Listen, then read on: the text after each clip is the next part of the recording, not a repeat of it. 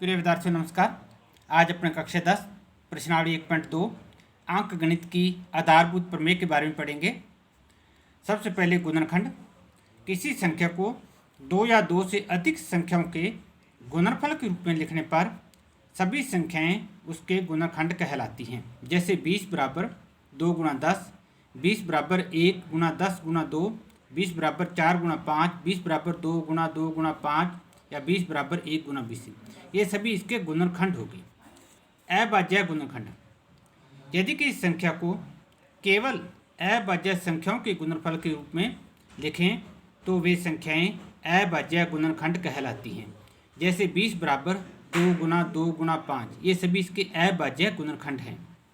अभाज्य संख्या वे संख्याएं जिनका एक और समय के अलावा कोई अन्य गुणनखंड नहीं होता अभाज्य संख्या कहलाती हैं। जैसे 2, 3, 5, 7, 11 इसी प्रकार अन्य संख्याएं। सबसे छोटी अभाज्य संख्या 2 है। एकमात्र सम संख्या जो अभाज्य 2 है।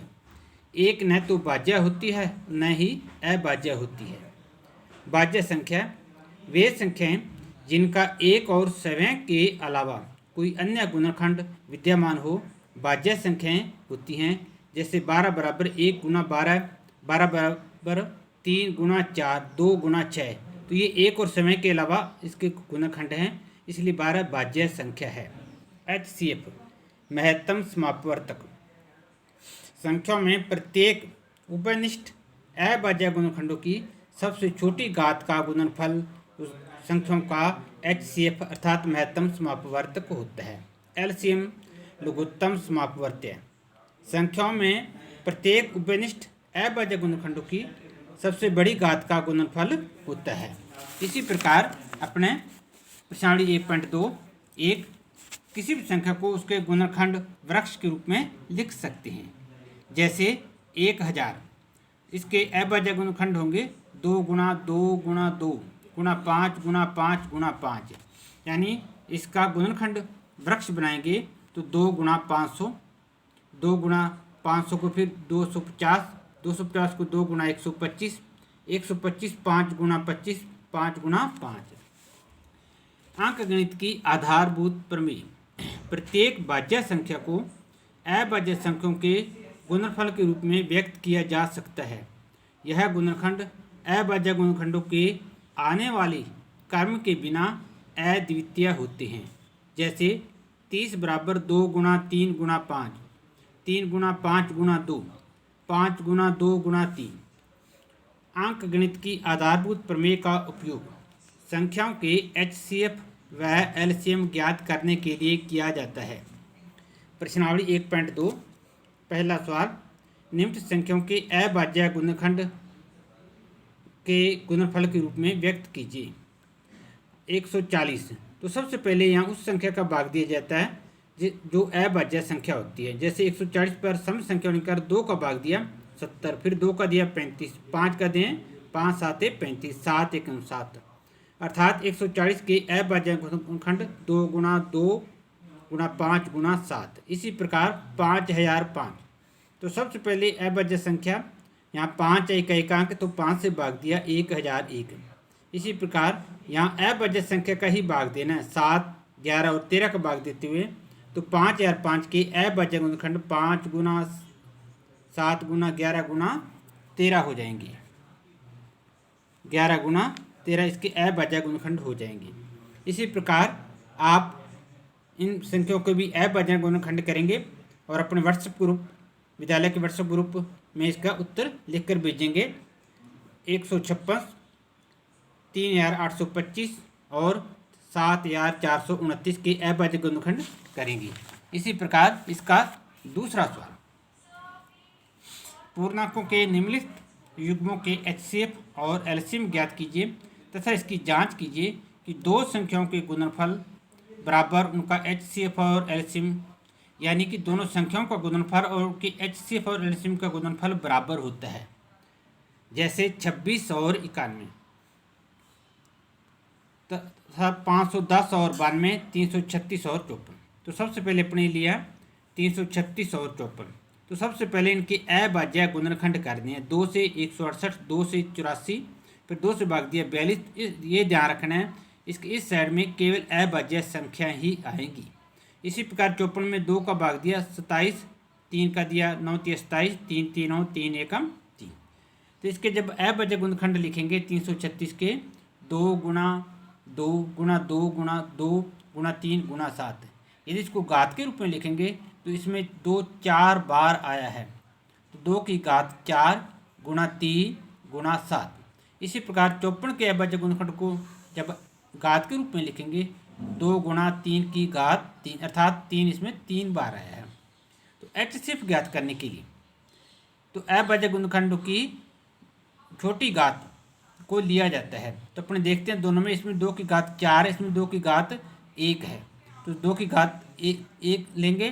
तो 3 की घात इसमें 3 है, इसमें 3 है, तो 3 को 1 बार लेंगे।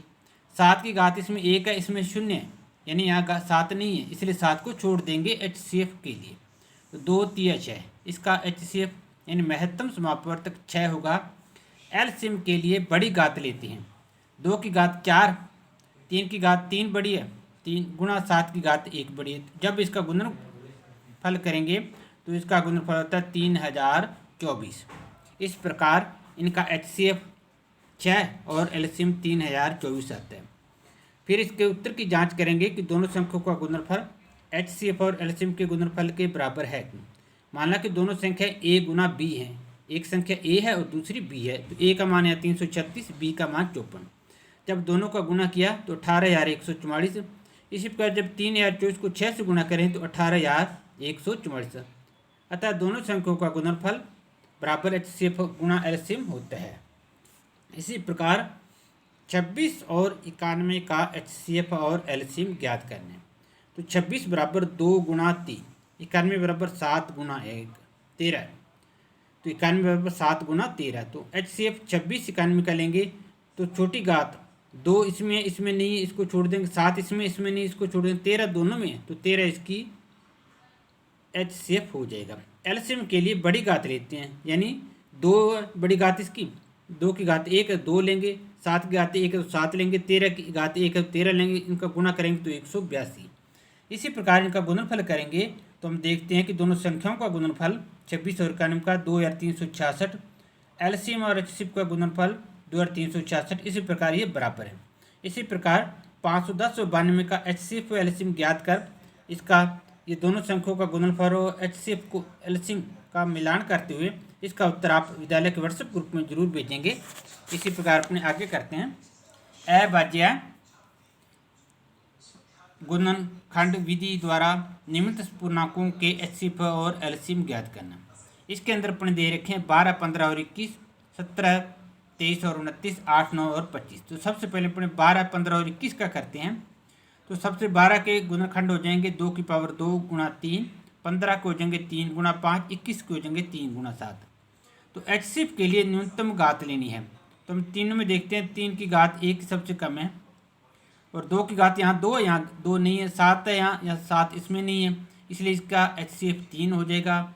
LCM में बड़ी घात लेते हैं तो 2 की घात 2, 3 की 1, 5 की 1, 7 की 1, तो गुना करने पर 420 आता है।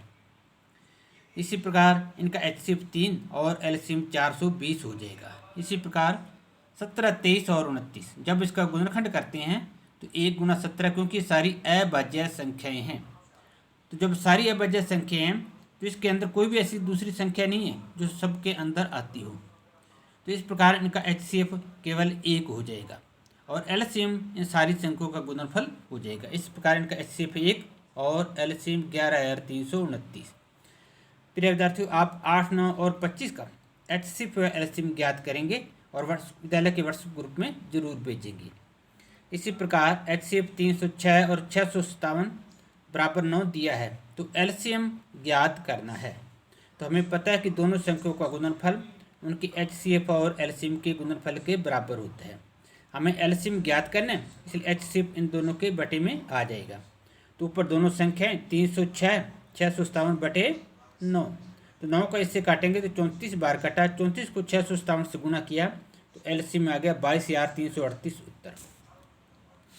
प्रश्न 5, जांच कीजिए कि क्या किसी प्राकृत संख्या n के लिए संख्या 6n अंक 0 पर समाप्त हो सकती है। तो कोई भी धनात्मक पूर्णांक जो 0 पर समाप्त होता है वह अंक 5 से भाज्य होता है, अर्थात उसका एक गुणनखंड 5 होता है। यहाँ 6n के गुणनखंड करेंगे 6 की, तो 2 गुणा 3 की घात n, यानी 2 की घात n 3 की घात n। यहाँ 2 व 3 के अलावा कोई अन्य गुणनखंड नहीं है। यदि किसी संख्या का कोई भी घात हो और उसका कोई गुणनखंड 5 पर समाप्त होता हो, यानी उसके गुणनखंड करेंगे तो कोई एक कम से कम 5 हो, तभी वो 0 पर समाप्त होगा। क्योंकि इसके अंदर 5 नहीं है, इसलिए 6 अंक 0 पर समाप्त नहीं होगा। तो प्रिय विद्यार्थियों, आज इतने, बाकी के सवाल अपने कल करेंगे। आशा आपको समझ आएंगे। तो आप इसके करते हुए अपने विद्यालय के व्हाट्सएप ग्रुप में उत्तर भेजेंगे। धन्यवाद।